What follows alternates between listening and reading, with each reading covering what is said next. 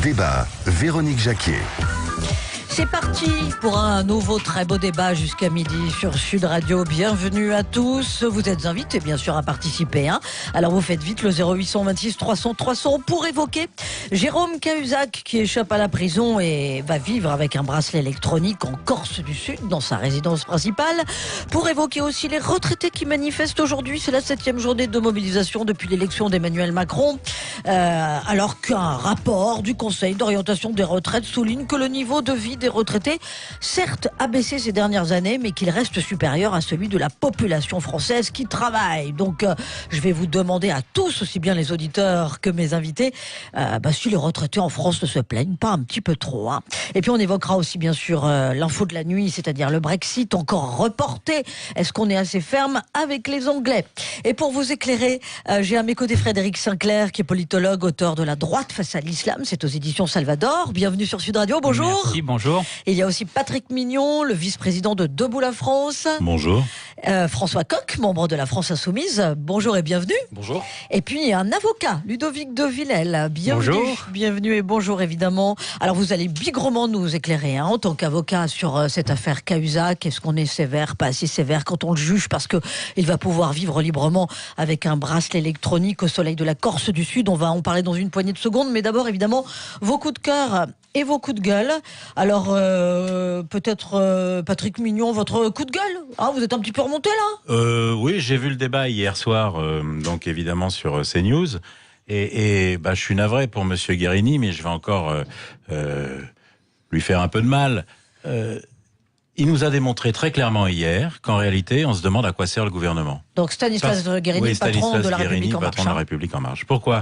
Parce qu'à chaque fois qu'il était interrogé sur les prises de position ou l'action ou la non-action du gouvernement, la réponse globale qu'il a faite, grosso modo, c'était « on n'a pas les clés, maintenant ça nous a échappé, le gouvernement ne peut pas agir, il est contraint par Bruxelles ». Donc quand ça va pas, quand on sait pas faire, c'est toujours Bruxelles. Un peu trop facile, il y a un gouvernement qui est élu, il devrait être capable d'agir, notamment sur les problèmes sociaux, la crise, et sans toujours se réfugier derrière l'histoire de Bruxelles. L'exemple le plus frappant, et j'ai fini, c'est rapide, c'était à propos de Christophe Castaner. Même les journalistes l'ont repris. La déclaration de Christophe Castaner qui parlait de collusion entre les organisations non gouvernementales qui sauvent les migrants en Méditerranée et les passeurs était très claire. Et lui, il dit non, il n'a pas parlé de collusion, il commence à refaire le discours alors qu'il a été enregistré et clairement noté. Très franchement, on se moque du monde, quoi. Oui. C'est pas une bonne façon de faire aimer la politique. Non, franchement, c'était vraiment détestable. Voilà. Bon. Alors, à propos du débat, Frédéric Sinclair aussi, non ? Un petit coup de gueule, oui. Ça vous a énervé finalement ce débat hier soir, non ? Honnêtement, c'est le troisième que je regarde, et le premier BFM TV, puis ensuite celui à 12 là sur France 2. Et donc hier soir CNews. Et hier soir CNews, c'est un cafouillage incroyable, on s'entend pas. Il n'y a pas moyen, même en tendant l'oreille, en montant le son, à suivre ce que dit un des représentants présents. Il y a deux responsabilités.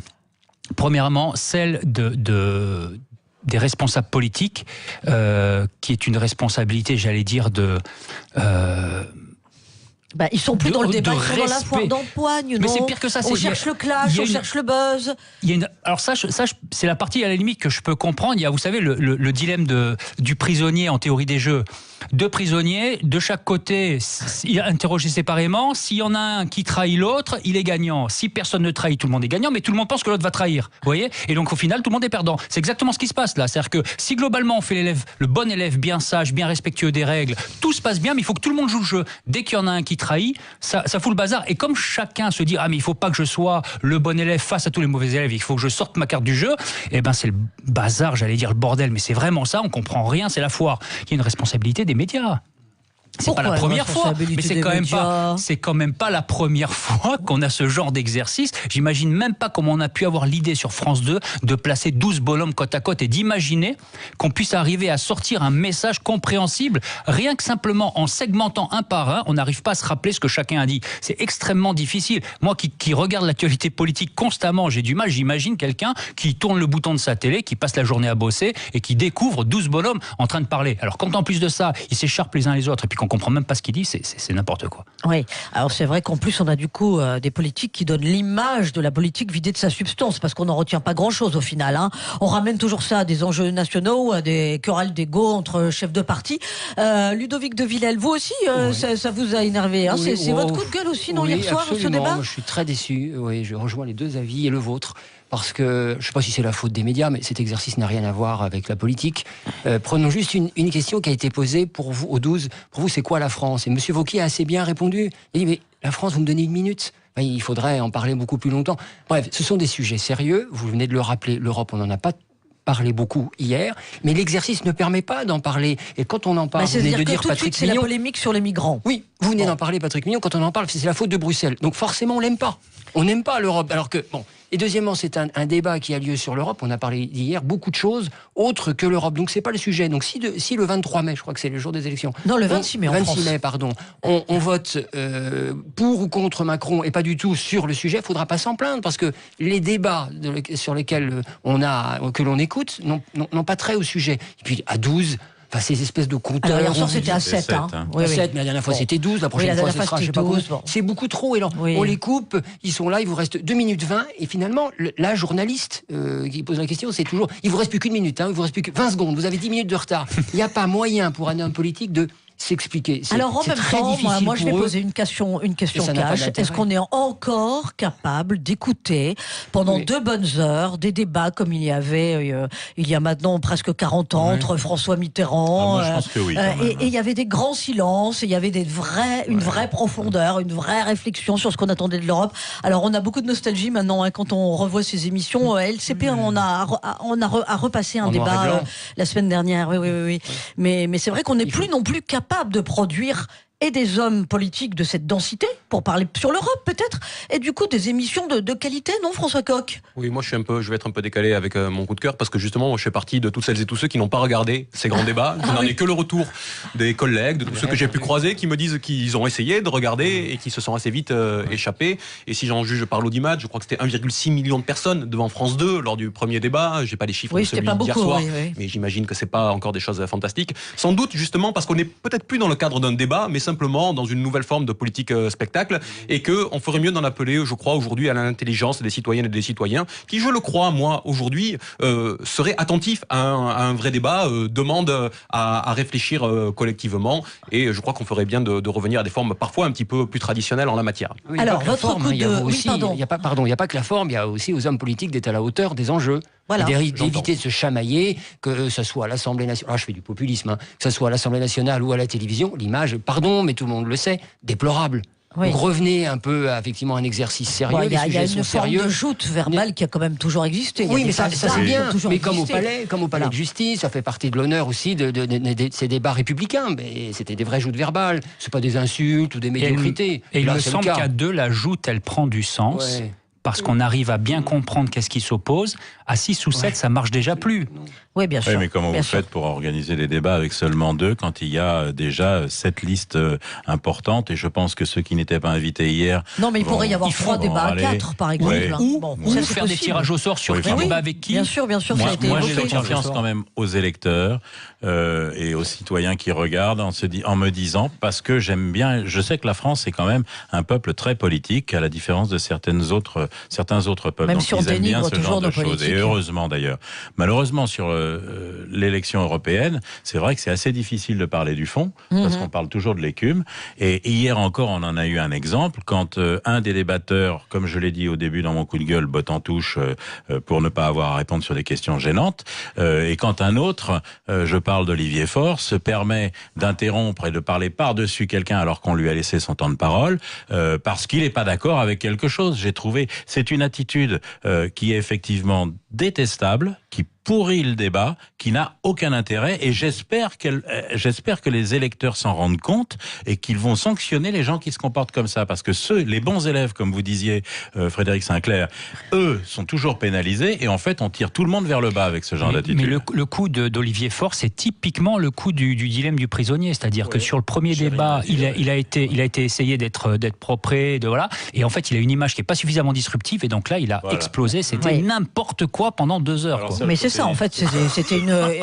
Non, mais il n'était pas dans la joute politique de haut niveau, il était dans l'affirmation de soi, il avait besoin de passer par là. Exactement. Alors, le coup de cœur de François Coq. Allez, pour le coup, je vais essayer de revenir un peu sur des éléments de discussion et remettre au goût du jour quelque chose qui, à mon sens, est extrêmement important. Le 10 avril 1919, autrement dit, il y a 100 ans, jour pour jour, naissait l'OIT, l'Organisation internationale du travail. Alors celle-ci était l'émanation dans le cadre de la Société des Nations à l'époque. Et vous savez que c'était la volonté à la fois de mettre en tas les États, les employeurs et aussi les travailleurs, pour dire d'une certaine façon que la mise en concurrence des salariés telle qu'elle s'est faite par le capital au début du siècle a conduit à la grande boucherie et ne peut conduire qu'au désastre si on la reproduit.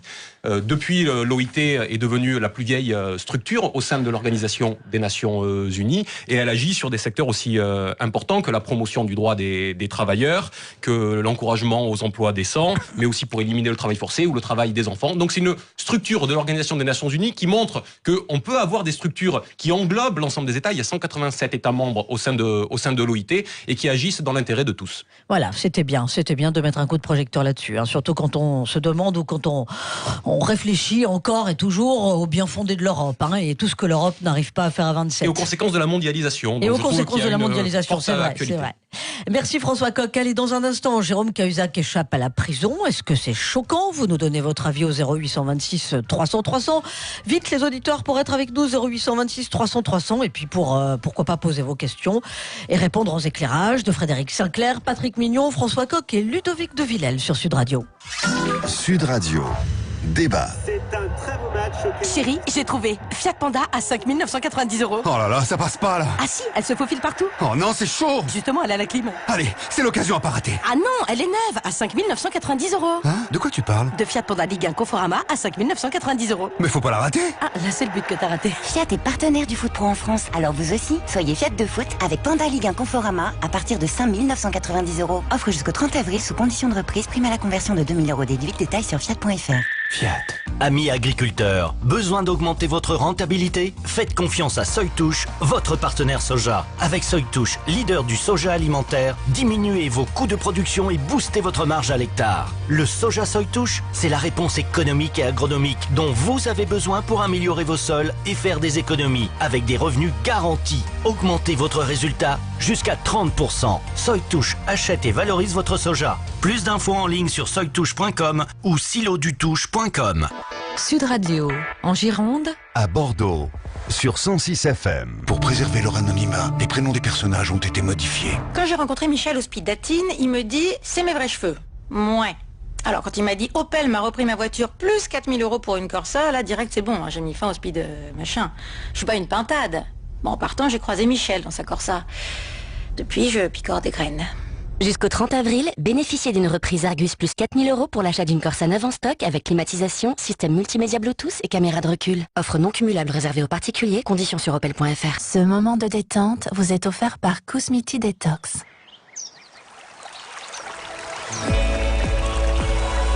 Toutes vos boîtes de 20 sachets Cosmiti sont maintenant faites en France. Et surtout, elles coûtent 15% moins cher. C'est toujours la bonne heure pour un Tech With Me. Retrouvez toutes nos boutiques Cosmiti sur cosmiti.com. Leclerc. Mais qu'est-ce qui sent si bon dans ce four? Des coquilles Saint-Jacques à la Bretonne Tipiac à moins de 7 € les 5 coquilles chez Leclerc. Et avec en plus 30% de tickets Leclerc. Ouais, pareil. Tout ce qui compte pour vous existe à prix Leclerc. Du 9 au 20 avril, les 5 coquilles Saint-Jacques à la Bretonne surgelées Tipiac sont à 6,99 €, soit 15,53 € le kilo. Avec en plus 30% de tickets Leclerc. Voir modalité dans les magasins participants et sur www.e.leclerc. À table! Ouais, pareil! Pour votre santé, bougez plus.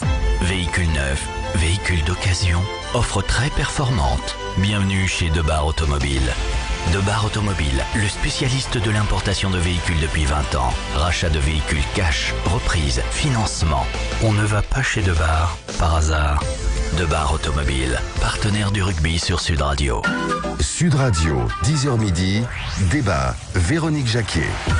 Il n'est pas encore midi, c'est pas encore l'heure du déjeuner, mais le menu est consistant. On va évoquer Jérôme Cahuzac qui échappe à la prison, porte du bracelet électronique qu'il pourra donc porter dans sa maison de Corse du Sud. Est-ce que c'est choquant?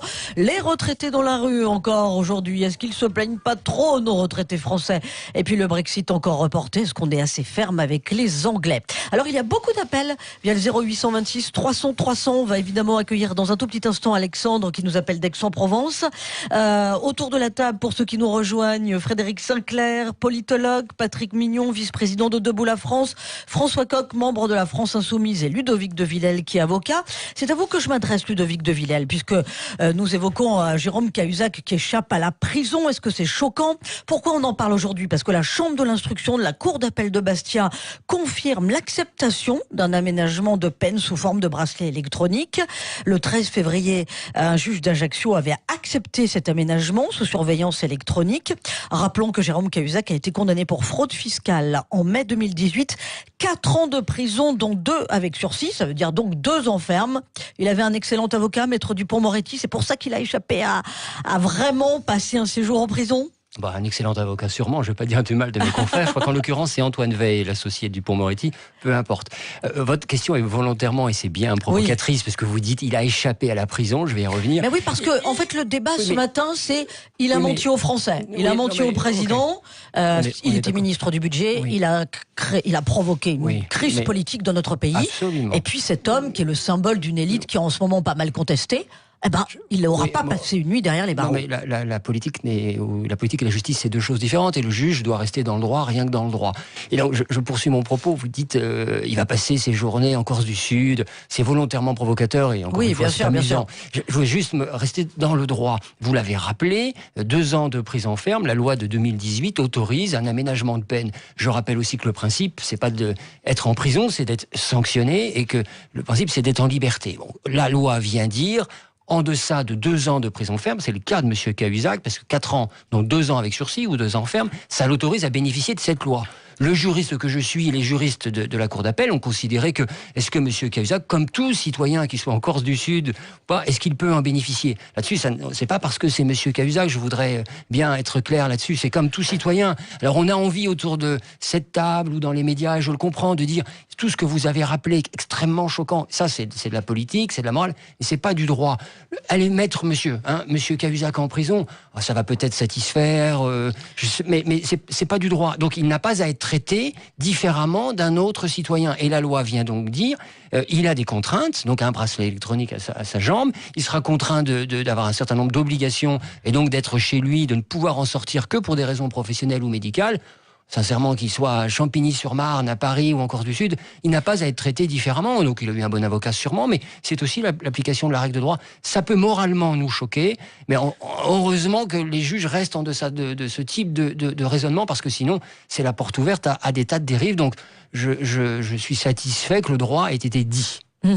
Voilà mon avis. Oui, on accueille Alexandre qui nous appelle d'Aix-en-Provence via le 0826 300 300. Bonjour Alexandre. Oui, bonjour. Alors, qu'est-ce que vous voulez nous dire sur Jérôme Cahuzac? Vous êtes choqué, vous? Oui, alors effectivement, comme rappelait votre invité, il y a des règles de droit qui s'appliquent, il en bénéficie, mais au demeurant, c'est sûr qu'au niveau de la population, d'abord c'est assez technique de comprendre la loi de 2018 et le changement intervenu, mais au-delà de ça, c'est vrai que quand on reprend le parcours de M. Cahuzac, on sait qu'il a été député, qu'il a été président de la commission des finances, de l'économie générale et du contrôle budgétaire à l'Assemblée nationale jusqu'en 2012, puis il a été ministre délégué chargé du budget auprès du ministre de l'économie et des finances. C'est vrai que c'est pas un représentant comme les autres, c'est quelqu'un qui a tout particulièrement travaillé sur la fiscalité, la fraude, la gestion des finances publiques, et c'est vrai que c'est pour le citoyen lambda choquant de voir que, à la différence d'un Balkany, c'est pas pour excuser Balkany, mais Balkany avait d'autres mandats, là il était vraiment au cœur de la machine, et il se trouve que le fraudeur était celui qui aurait dû normalement contrôler, et c'est ça je crois qui choque les gens. Non seulement il a été défaillant, mais en plus il a menti devant la représentation nationale, il a menti au président et il a menti au peuple. Donc oui, je pense que les gens sont choqués, même si le droit s'est appliqué. Oui, je pense que la population est choquée par cette décision, même si elle est de droit. Mais est-ce qu'on doit prendre plus cher parce qu'on a été un élu, finalement? Est-ce que moralement, ça se défend? François Coq?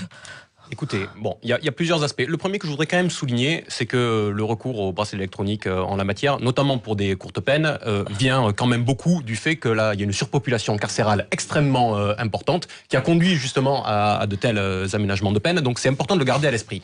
Vous nous dites, à juste titre, que la loi est celle-là et M. Cahuzac est un justiciable normalement comme les autres, donc il doit pouvoir bénéficier du bracelet électronique à partir du moment où il a été condamné à 2 ans ferme. Sauf que là où moi les choses m'interrogent, c'est que M. Cahuzac a été condamné en première instance à 3 ans ferme, qu'il a été condamné en appel, que sa peine a été ramenée à 2 ans ferme, dans une décision assez maladroitement motivée. Et donc, je m'interroge dans quelle mesure la décision de la commission d'appel n'est pas, d'une certaine façon, un cadeau de la caste pour protéger l'un des siens et pour lui permettre d'exécuter sa peine en dehors. Réponse de l'avocat. C'était pas la question qui nous était posée. Maintenant, tout l'enjeu de l'appel, tout l'enjeu de l'appel était celui-là. Parce que vous avez rappelé très justement, vous avez raison d'être précis, qu'il a été condamné en première instance à 3 ans d'emprisonnement et que tout l'enjeu de l'appel était qu'il prenne moins. Donc il a pris plus, je dirais en théorie, parce qu'il a pris 4 ans, mais 2 ans avec sursis. Donc il pouvait prendre 10 ans, hein, les limites, peu importe. Ce qu'il fallait, c'est qu'il n'ait pas plus de 2 ans ferme. Je vous laisse apprécier la légalité ou l'opportunité d'un tel arrêt, je ne le commenterai pas. Mais pas tout à fait la question. Frédéric Sinclair ? Le débat, il me semble, et la forme qu'il prend, pose en réalité plus que la question de la décision de justice, la question du droit. Est-ce que le droit est adapté ? Est-ce que réellement il est nécessaire de créer un droit discriminant supplémentaire pour les personnes qui sont en responsabilité et partir du principe que si on est en responsabilité, on a plus de devoirs que les autres. Je n'y suis pas favorable, mais on peut se poser la question, c'est légitime. Et ensuite, on peut se poser une deuxième question concernant l'optique tout carcérale qui aujourd'hui a saisi toute la France. On va en prison pour à peu près tout et n'importe quoi. J'exagère à peine, mais la question qu'il me semble légitime de se poser, c'est est-ce que, pour tout ce qui ne concerne pas des voies de fait, des violences, etc., est-ce qu'il est nécessaire d'emprisonner quelqu'un ? Vous savez, il y a un basculement de la conscience, en fait, de la pénalité. Foucault l'explique extrêmement bien dans son ouvrage dédié. Au XVIIIe siècle, avant le XVIIIe siècle, le jugement a vocation à châtier le pécheur, le fautif. À partir du XVIIIe siècle, commence à rentrer la psyché. On ne juge plus le corps, on ne contraint plus le corps, mais l'âme de l'individu. Et donc, on veut réformer sa conscience. On veut en faire un citoyen qui soit capable de se réinsérer dans la société. Est-ce que vous croyez que 2 ans ferme, est-ce que la peine engendre une rédemption ? Il y a aussi... Exactement. Voilà. Donc, est-ce que le tour carcéral est adapté ? Est-ce qu'aujourd'hui, de faire rentrer des jeunes gens, et ça peut être la même chose pour un homme politique, en prison, ça va réellement lui faire prendre conscience ? Beccaria dit de façon assez nette qu'il faut adapter la peine au type d'infraction. Il me semble que quand quelqu'un comme Cahuzac truande la moitié de la France, ou voire la France entière, ce qu'il faut faire, c'est premièrement saisir tous ses biens, tout vendre, le liquider financièrement, le placer dans une situation d'indigence sociale et lui faire comprendre ce que c'est que de vivre à la limite de la survie sociale et donc lui faire comprendre ce que c'est réellement que de souffrir. Frédéric Sinclair, je vous arrête parce que c'est un petit peu le cas, parce qu'il y a des médecins qui ont dit au Conseil de l'Ordre qu'il ne fallait plus qu'il exerce en tant que médecin. Donc là, il est dans c'est un paria social maintenant. Donc ça vient il a cette peine-là aussi. Ça vient de la grecque, c'est-à-dire que de l'époque grecque, on ostracise les gens, on les sort du territoire et on en fait des parias. On peut imaginer, sans tomber dans les mêmes dérives, on peut imaginer repenser ça de façon beaucoup plus large. Oui. La villa en Corse du Sud, ça pose un problème moral, ça va choquer forcément les gens. Oui, d'accord, il ne peut pas non plus se retrouver SDF, excusez-moi. Allez, on continue à en parler dans un instant, parce qu'il y a beaucoup d'auditeurs qui font le 0826 300 300. On rebondira sur vos propos, Frédéric Sinclair. À tout de suite sur Sud Radio.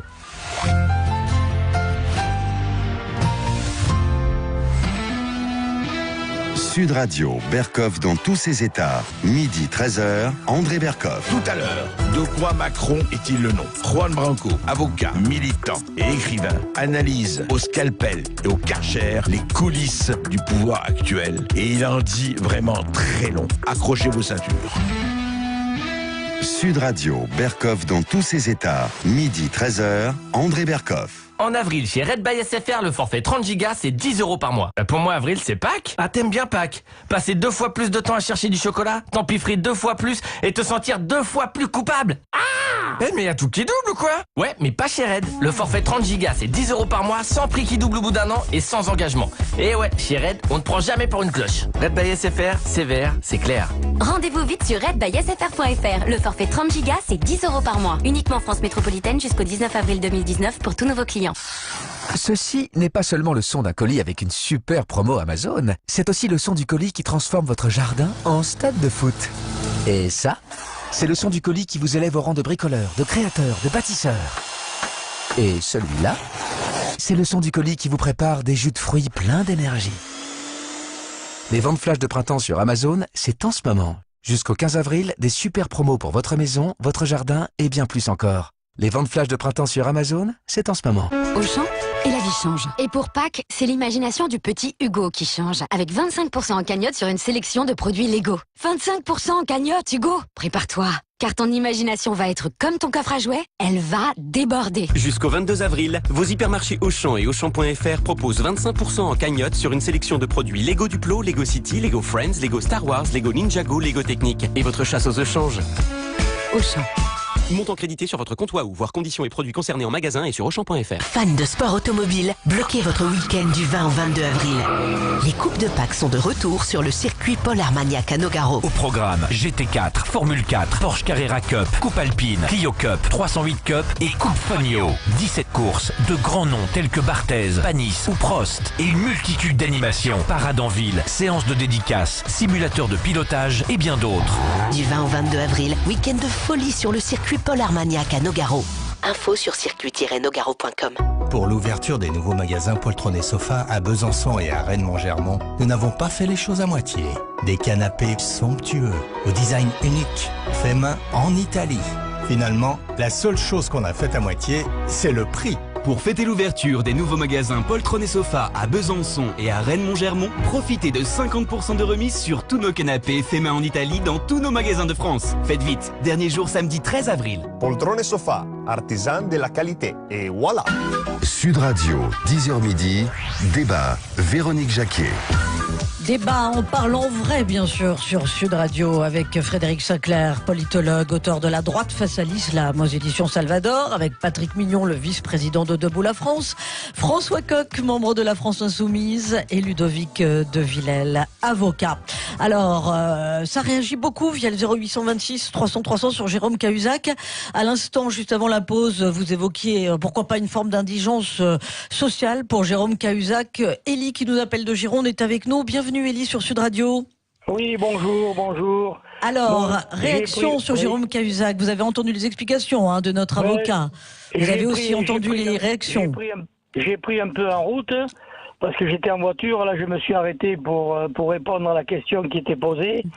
Est-ce qu'on doit maintenir Jérôme Cahuzac en prison ou le laisser en liberté avec un bracelet électronique? Bon, c'est sûr. Bon, la justice est tranchée, attention Élie. De toute façon, il va avoir son bracelet électronique, voilà. Oui, mais moi je suis tout à fait d'accord, parce que s'il était en prison, bon, quand on est élu, on doit être irréprochable, c'est sûr.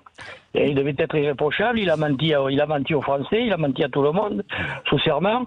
Bon, maintenant, en étant sous bracelet électronique, il coûtera moins cher aux Français, parce que s'il est en prison, c'est nous qui allons le faire vivre. Et puis ça servira à rien, parce qu'il c'est pas un criminel. On ne peut pas appeler ça un criminel, quelqu'un qui a tué des gens.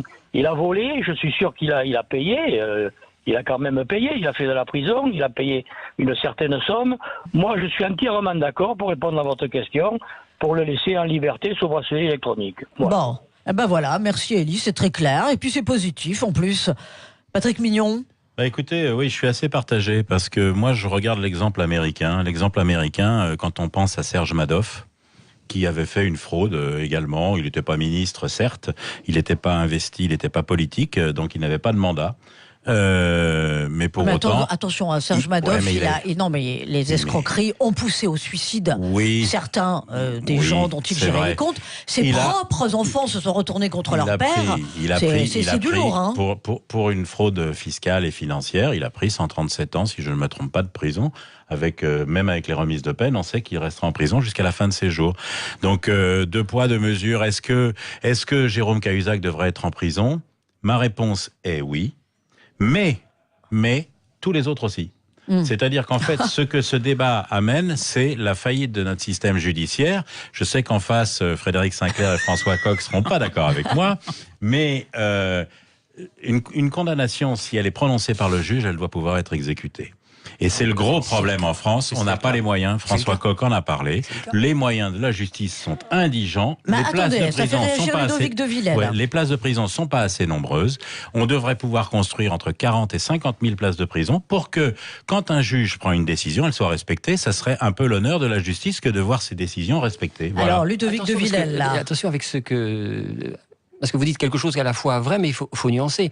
Là, on applique une décision de justice. Hein. Ah non, non, je parle pas du bracelet, je parle de... Oui, bon, alors qu'on vient de dire il n'y a pas assez de place de prison, voilà. C'est un aménagement. Ça, c'est possible, c'est un autre débat à la périphérie de celui-ci. Mais en l'occurrence, on applique une décision de justice. Je comprendrais plus si vous critiquiez l'institution judiciaire, et je l'entends, de venir dire il y a des condamnations fermes là, qui ne sont jamais appliquées. Oui, voilà. attention, le débat, c'est il ne va pas en prison parce qu'il n'y a pas assez de place. Les lois Dati, et les lois Taubira ont été bien prononcées sûr, mais parce le débat, qu'on n'a pas les moyens de les gens en prison. En l'occurrence, je ne défends pas M. Cahuzac, mais il y a une décision de justice qui est appliquée. C'est un aménagement de la peine. De même que lorsqu'il y a toujours des aménagements lorsque vous êtes emprisonné, vous ne faites pas la peine qui a été prévue. Ce sont des aménagements de peine. Un autre débat est de dire il y a des sanctions qui ne sont pas appliquées, qu'elles soient une peine d'emprisonnement ou des peines d'amende. Ça, je suis d'accord.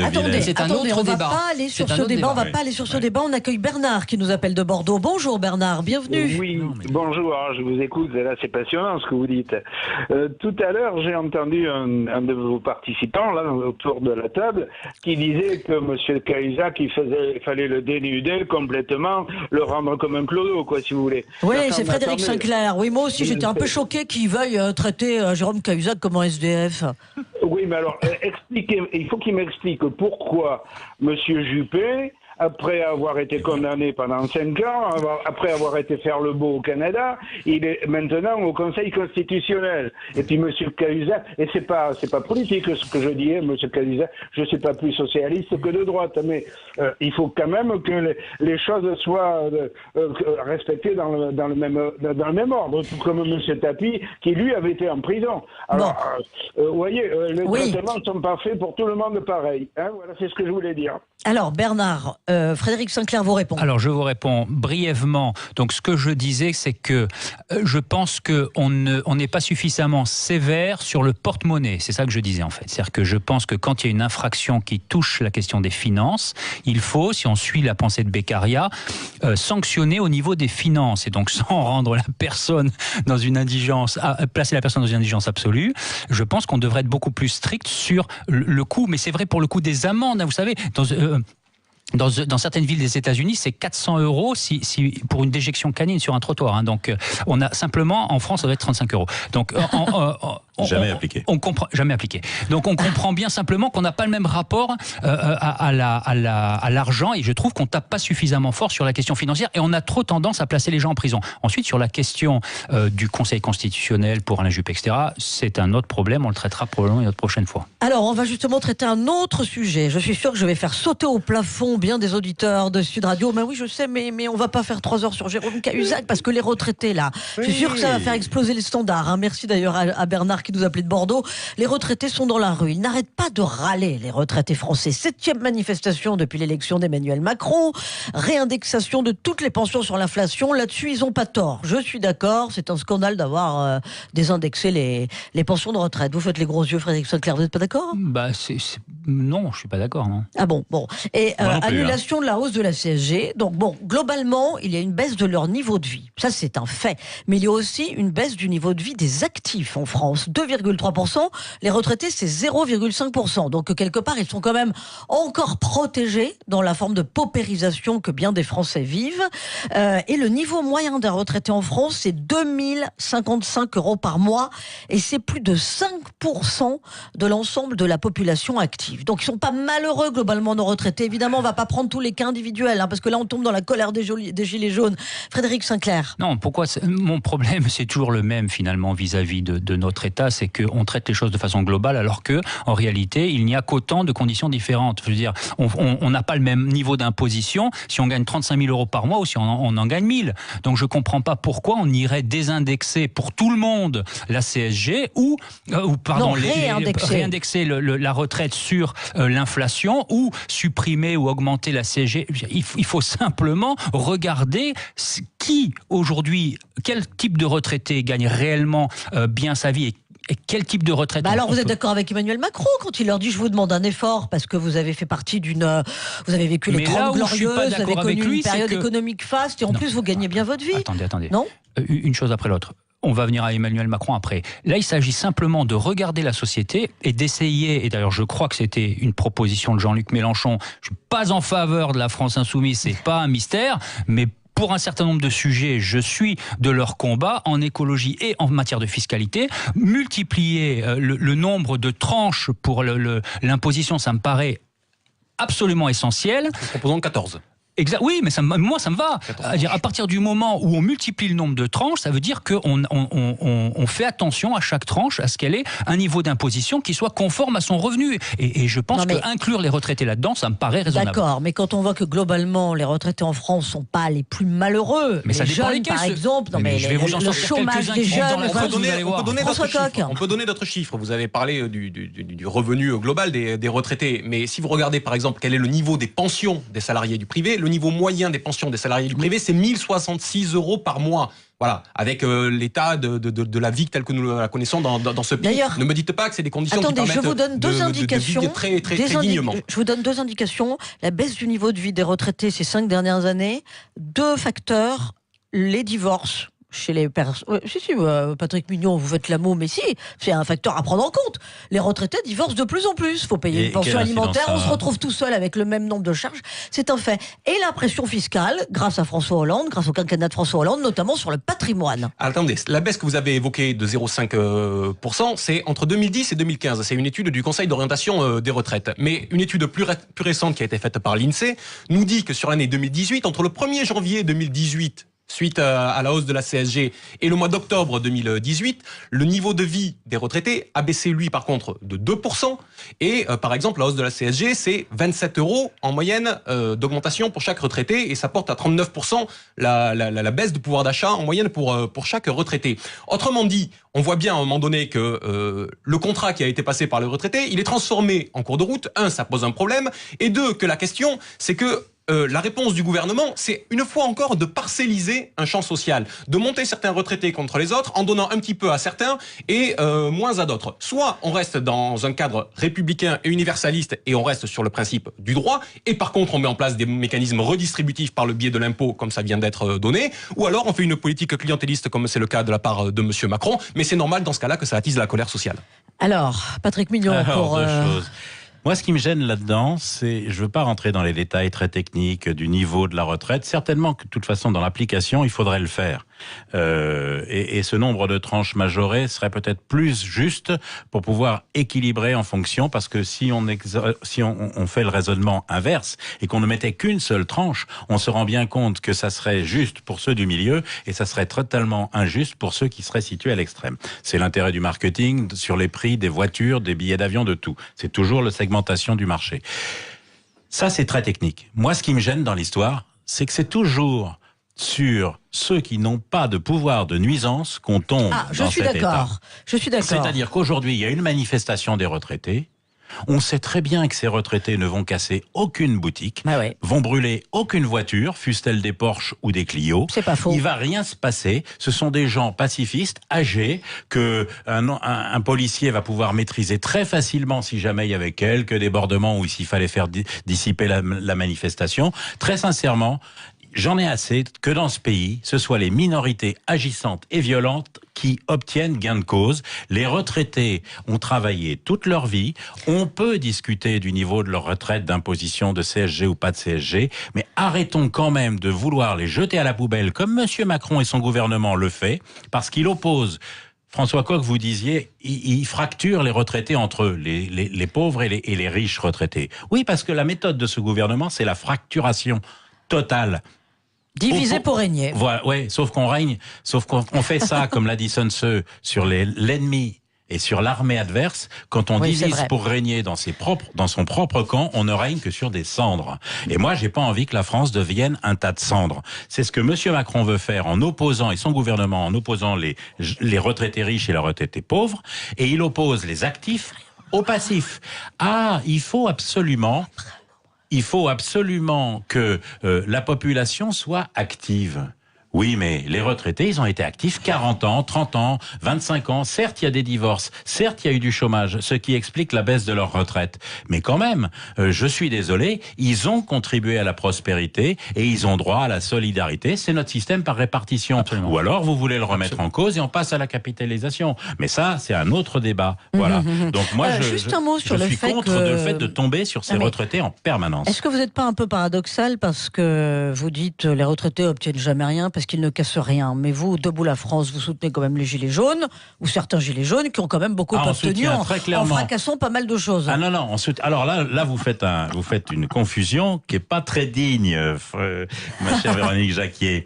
Les Gilets jaunes et le mouvement des Gilets jaunes, à l'origine, était un mouvement pacifiste de protestation de gens qui ne vivaient pas dignement Oui, de leur, enfin, de le leur 1er travail. décembre, ils étaient quand même nombreux leur- à trouver ça légitime Oui. d'utiliser la violence pour Et on obtenir ce sait qu'ils très voulaient. bien, et on sait très bien, et ça a été démontré, notamment par la commission d'enquête sénatoriale, pas par celle de l'Assemblée nationale qui était très complice, que ce mouvement des Gilets jaunes a été instrumentalisé par une partie de l'extrême gauche, les casseurs, Black Bloc, etc., et que le gouvernement, Monsieur Castaner, l'a laissé faire parce qu'il avait intérêt au pourrissement de la situation. Donc ne mélangeons pas les retraités, parmi lesquels il y a certainement beaucoup de gilets jaunes, avec les gilets jaunes pacifistes et les casseurs qui ont fait la totalité des spots télévisés. Allez, dans un instant, on accueillera Paul qui nous appelle de l'Aveyron et qui veut justement réagir sur les retraités, sur vos propos, messieurs. Frédéric Sinclair, Patrick Mignon, vice-président de Debout la France, François Coq, membre de la France Insoumise, Ludovic Villel, qui est avocat avec vous jusqu'à midi sur Sud Radio. On dira encore un petit mot des retraités, puis on évoquera quand même le Brexit, hein, et évidemment ce qui s'est passé la nuit dernière. C'est-à-dire qu'on les garde encore, les Anglais, mais ils nous font tourner en bourrique. À tout de suite. Sud Radio. Débat. Sud Radio, place du marché, 10h-11h, Vincent Ferniaud. Mes petits amis, si je vous dis l'excellence gastronomique, c'est le titre qu'a choisi le Guide Le Bay pour son événement annuel qui s'est tenu cette semaine à Paris, composé d'un petit marché de producteurs d'exception ouvert au public et d'un concours de chefs nommé le Prix des créations culinaires. Alors on se retrouve dimanche prochain avec Pierre-Yves Chupin, le patron du guide, à 10h, place du marché. Sud Radio, place du marché. Avec Métro, partenaire des restaurateurs et commerçants indépendants. Avec Brico Dépôt, vos projets passent à l'action. Oui, passer à l'action avec cet arrivage exceptionnel de dressing. Mais oui, le dressing de 2,20 m de large, décor blanc, est au prix incroyable de 99 €. 99 € seulement pour ce dressing très pratique avec une immense capacité de rangement. Double penderie, double colonne, 9 étagères et 3 tiroirs. Parfait pour passer à l'action. La qualité, le prix, Brico Dépôt, l'essentiel en 2 mots. Dès demain matin 7h en quantité limitée. Sud Radio, Dans la Haute-Garonne, à Bagnères-de-Luchon, sur 104 FM. Ceci n'est pas seulement le son d'un colis avec une super promo Amazon, c'est aussi le son du colis qui fait de vous une légende du barbecue. Et ça, c'est le son du colis qui donne une nouvelle vie à chaque recoin de votre maison. Et celui-là, c'est le son du colis qui vous remet en forme. Les ventes flash de printemps sur Amazon, c'est en ce moment. Jusqu'au 15 avril, des super promos pour votre maison, votre jardin et bien plus encore. Les ventes flash de printemps sur Amazon, c'est en ce moment. Pommes de terre dorées cherche les cuisses de poulet bien dodues avec qui rissoler de bon cœur. Justement chez Grand Frais, les cuisses de poulet Origine France sont à 2,99 € le kilo seulement. Le meilleur marché, c'est Grand Frais. Jusqu'au 13 avril, à griller avec partie du dos en cassette de 3 kilos environ. Magasin participant sur grandfrais.com. La bonne idée but pour les jours à prix sauvage, c'est jusqu'à moins 50% sur une sélection de literie. Et se mettre à compter les prix sauvages à la nuit tombée, il n'y a rien de mieux pour trouver le sommeil. En ce moment, jusqu'à moins 50% sur une sélection de literie. Oui, jusqu'à moins 50% chez But. Produits concernés, réduction au magasin et sur but.fr. Intermarché vous propose d'écouter le deuxième à moins 60%. Maman, je peux rentrer maintenant? Ah bah non, il reste encore des chocolats à trouver. D'accord, mais j'ai l'école demain, moi. Allez, courage. Cette année, la chasse aux œufs va durer longtemps. Pour l'achat d'un lapin au chocolat ou lait Kinder, le deuxième est à moins 60% chez Intermarché. Intermarché, tous unis contre la vie chère depuis 50 ans. Lapin de 110 grammes jusqu'au 14 avril. Modalité et magasins participants sur intermarché.com. Pour votre santé, évitez de grignoter. Sud Radio, 10h midi, débat, Véronique Jacquier. Et ça débat, même pendant la pause, bien sûr. Patrick Mignon, vice-président de Debout la France, François Coq, membre de la France Insoumise, Ludovic de Villèle, avocat, et puis Frédéric Sinclair, politologue, auteur de La droite face à l'islam. Les auditeurs sont là via le 0826 300 300. J'étais sûr que mes propos sur les retraités et les vôtres, pourquoi pas aller en égratigner certains ou les rendre un peu grognons. Alors on va écouter Richard qui nous appelle de Béziers. Bonjour Richard. Oui, bonjour. On vous écoute. Moi, ça me rend pas grognon, ça me met un peu les boules, parce que quand vous entendez derrière... Moi, madame, excusez-moi, avec tout le respect que j'ai pour la personne qui parlait des retraites, moi je touche 626 € par mois, et même si je fais partie des 5% qui sont malheureusement les oubliés de l'histoire, je vous signale que j'ai loin d'avoir 2000 € par mois, que je peux même pas me payer un logement, et que je suis à la limite de dormir sur un carton. Alors les raisonnements que vous faites là à la radio me mettent un peu les boules, hein, parce que expliquez-moi comment je fais moi pour prendre un appartement avec 626 € par mois. Alors, je serai menteur. J'ai 600 € et j'ai 250 € de complémentaires, ce qui me fait 850 à 900 €. Si je me présente dans une agence immobilière avec 900 € par mois, on me dit monsieur, rentrez chez vous. Alors qu'est-ce que je fais? Ou je dors dans un carton, parce que j'ai plus de voiture, je suis à pied. J'ai plus droit à rien. J'ai bossé 40 ans et je me suis cassé le bol. Hein.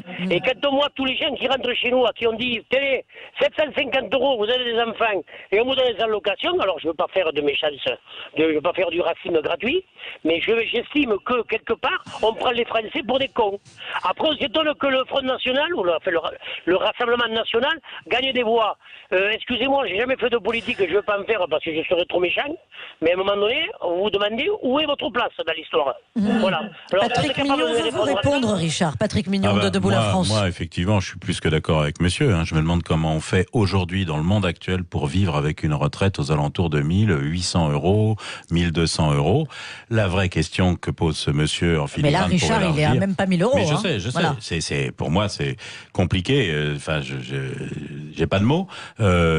La vraie question, c'est ce que vous avez abordé en présentant le sujet tout à l'heure, Véronique Jacquier. Où part le pognon de dingue pour être aussi vulgaire que le président de la République? Parce que très sincèrement, 0,5% de paupérisation chez les retraités, 2,2% je crois vous avez cité de baisse de revenus chez les salariés. Chez les actifs, oui. Chez les actifs. Non mais ça c'est à cause de la pression fiscale ces 15 dernières années. Oui, mais la pression fiscale, l'argent il est prélevé par l'État qui le redistribue ou qui est censé le redistribuer, le mettre quelque part. Bien sûr. Et là on retombe sur la colère des Gilets jaunes, c'est-à-dire la France est le pays qui connaît la plus grosse pression fiscale, la plus généreuse des redistributions et en même temps personne n'est satisfait. Mais où va cette redistribution? Il ne s'agit pas, comme le dit très clairement monsieur, de ne pas faire d'ostracisme, de xénophobie ou de racisme, mais il y a une redistribution qui est spoliatrice pour les Français en ce moment. Et un des débats et un des sujets qui a été volontairement mis de côté dans ce grand débat, grand blabla national, c'est l'immigration. Je ne suis pas du tout anti-immigration, qu'on ne se trompe pas, mais il y a un moment où on a les moyens de sa politique où on les a pas.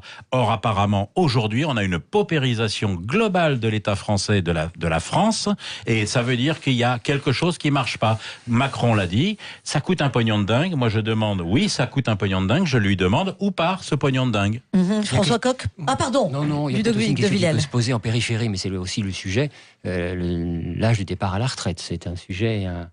Un vrai débat. Moi, je suis parti à la retraite à 65 ans, donc on peut en débattre, effectivement. Oui. François Coq. Non, la question de la redistribution est la question centrale. On voit bien aujourd'hui que le cadeau des 10 milliards de monsieur Macron est un cadeau empoisonné, parce qu'en réalité, il a été prendre dans la poche gauche des gens pour reverser dans la poche droite. Il n'y a pas eu de redistribution avec les 10 milliards qui ont été annoncés par monsieur Macron au mois de décembre. Ce n'est pas vrai. Ce sont les gens qui ont payé pour eux-mêmes. Donc il faut mettre en place une redistribution, et dans ce pays, il est anormal que des gens puissent vivre en dessous du seuil de pauvreté. Donc mettons tous les minima sociaux au niveau du seuil de pauvreté à minima, et ensuite bien évidemment au-delà. Je dis pas que ça réglera la question, mais ça permettra déjà de ne pas avoir des gens dans des situations de détresse sociale comme ce monsieur et les autres. Limitons aussi les fraudes, parce qu'on a clairement démontré qu'il y avait 14 milliards de fraudes sociales sur les cartes vitales et à la sécurité sociale. Il y a aussi pas mal de fraude à la TVA et du travail au noir dans notre pays. 80 milliards de fraude fiscale dans ce pays. Allons chercher l'argent là où il est. Absolument. Attendez, ne parlez pas tous en même temps. Pas uniquement. Je suis d'accord avec vous, François Coq, sur les fraudes fiscales fiscale des grosses sociétés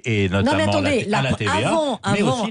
Avant l'évasion fiscale, la première des fraudes et le manque à gagner à l'État porte sur la fraude à la TVA en France par des Français. Ça, c'est un sujet. Voilà. Le travail au noir, c'est un sujet. Alors, il n'est pas abordé à travers le grand débat. On va vous dire, Véronique, puisque ma retraite ne me permet pas de vivre, je n'ai pas d'autre choix que de travailler. Alors, c'est vrai aussi. On remercie Richard pour son témoignage poignant. Évidemment, on est avec vous, Richard. Solidarité Sud Radio, on est avec vous. N'hésitez pas à vous manifester, évidemment, via le 0826 300 300. On accueille Paul de l'Aveyron. Bonjour, Paul. Bonjour, messieurs, dames. Je suis très content de vous avoir et je suis pas d'accord avec vous, madame. Je ne vais pas être d'accord et vous allez le comprendre tout de suite si vous me donnez le temps de m'exprimer. Vous parlez d'une moyenne de retraite de 2050 €. Oui, c'est la moyenne, hein. C'est la moyenne. Des retraités français. Alors que des millions, je dis bien, on parle de 2050 € sur une base de 16 millions de retraités à peu près, d'accord ? Alors que des millions de retraités, agriculteurs, commerçants, artisans n'ont pas 1 000 €. J'en fais partie, madame. Écoutez bien ça. J'ai entendu le monsieur derrière, mais je vais en raconter une autre. J'ai commencé le 1er octobre 1964, madame, dans le bâtiment. J'ai tiré 53 ans de bâtiment, je me suis arrêté 1er janvier 2018. D'accord ? 31 décembre 2018, 1er janvier 2017. J'ai aujourd'hui 40 ans de commerçant et 13 ans d'ouvriers et autres. Si j'avais pas eu ces 13 ans d'ouvriers, je crèverais la faim. Oui, je sais, parce que la retraite des commerçants est un pur scandale. Pardon, oui. Ma retraite, elle est de 1 040 €, madame. Oui, je sais, la retraite des commerçants est un pur scandale. Non libéraux. Attendez. Laissez-moi finir de m'exprimer, s'il vous plaît. Qu'est-ce qu'on a fait pour faire descendre ma retraite ? On m'a pompé les 4 premières années, c'est-à-dire 64 à 68, on m'a mis 0. Alors que les cotisations sont là. Et à la fin, on m'a fait travailler en cumul emploi-retraite où on m'a fait gicler depuis 62 ans toutes mes cotisations, alors que j'ai cotisé. Il faut savoir que la réforme Fillon de 2010-2012 a mis au régime social des indépendants, au fameux RSI, toutes les retraites spéciales de la SNCF, de toutes les retraites des départs de bonheur à 50 ans. Et c'est ce régime-là qui paye encore aujourd'hui leur retraite à ces gens-là. Oui. Qui veulent partir à 50 ans, ils en cassent le payer. Paul, on sent toute votre colère. On arrive au terme de cette émission. Je vous remercie pour votre coup de gueule, parce qu'effectivement, vous mettez le doigt là où ça fait mal, c'est-à-dire les déséquilibres entre les différentes retraites, le fait que les retraites des commerçants, des indépendants, des libéraux soient un pur scandale, c'est-à-dire qu'on cotise beaucoup et on a finalement une retraite absolument misérable à la fin de sa vie. Merci infiniment, Paul, pour ce témoignage. Malheureusement, on va pas pouvoir évidemment vous garder plus longtemps. Messieurs, juste pour conclure, parce que je voudrais qu'on éclaire les auditeurs de Sud Radio sur l'info de la nuit, c'est-à-dire le Brexit. On n'y comprend plus rien. Moi, j'ai dit que c'était comme dans un couple, c'est-à-dire l'homme dit je te quitte, mais non seulement il part pas, mais dès qu'il entend parler de divorce, il fait tout pour que la situation s'enlise, et on se demande même si finalement on va aller au bout d'un divorce. Alors, pour résumer ce qui s'est passé la nuit dernière, on garde les Anglais, on leur dit maintenant tu vas dormir sur le canapé encore 6 mois. Est-ce que c'est normal? Est-ce que ça vous inquiète? François Bayrou a dit ce matin, moi ça me choque, c'est une dérive. Patrick Mignon, pour conclure. Oui, je suis rarement d'accord avec François Bayrou, mais là oui. L'Union européenne se comporte, je dis bien l'Union européenne, pas l'Europe, l'Union européenne se comporte comme une secte. Facile d'y rentrer encore que, mais très compliqué d'en sortir. Non mais attendez, les Anglais quand même sont pas au niveau pour essayer d'en sortir. Non mais c'est l'enfer. Ils ont voté. J'entendais ce matin sur une autre émission où une Anglaise disait mais il y a 6 millions, une pétition, etc. et ils veulent un nouveau référendum. Et puis quoi? On fait des référendums, on fait comme pour nous en 2005, c'est-à-dire qu'un vote très clair, on le viole et on fait autre chose. Les Anglais ont eu un référendum, a priori exemplaire, il n'y a pas eu de fraude. C'est la plus vieille démocratie du monde. Le Brexit doit être respecté. Et qu'est-ce qu'on constate? Qu'entre Monsieur Donald Tusk qui parle de l'enfer, de Madame Pécresse qui dit que tout le monde doit souffrir, Monsieur Juncker qui dit que les traités, que la démocratie ne peut avoir le droit face aux traités existants, c'est inadmissible. Voilà. Alors François Coq. 3 points très rapides. La date de sortie a été portée au 31 octobre. Pourquoi? C'est le moment où la Commission va se mettre en place. Oui. Au départ, ça aurait dû être au moment où le Parlement comment se mettait en place. On voit qui est-ce qui décide au sein de l'Union européenne. Ce n'est pas le Parlement européen, ce n'est pas les représentations populaires, c'est la Commission et la technocratie. 2, les Anglais ont été punis. Parce que la date du 31 octobre, c'est pour la ratification de l'accord. L'accord, lui, ne sera pas changé. Et l'accord est extrêmement dur vis-à-vis des Anglais. Et 3, c'est l'échec de Macron, puisque Macron était sur une logique intégrationniste pour une Europe politique avec sa souveraineté européenne. Même l'Union européenne n'en veut pas. Elle veut juste que laisser filer le marché. Attendez, on va s'arrêter là. Frédéric Sinclair, en un mot ? En un mot, c'est la question du filet de sécurité. On a acheté les meubles en commun. Aujourd'hui, il faut les partager. Et puis d'un côté comme de l'autre, on n'a pas envie. Voilà, et c'est compliqué. Merci beaucoup, messieurs, pour vos éclairages passionnants. Dans un instant, l'invité de André Berkoff, c'est Juan Branco, l'auteur de Crépuscule. Et puis, bien sûr, les infos de François Germain. À demain.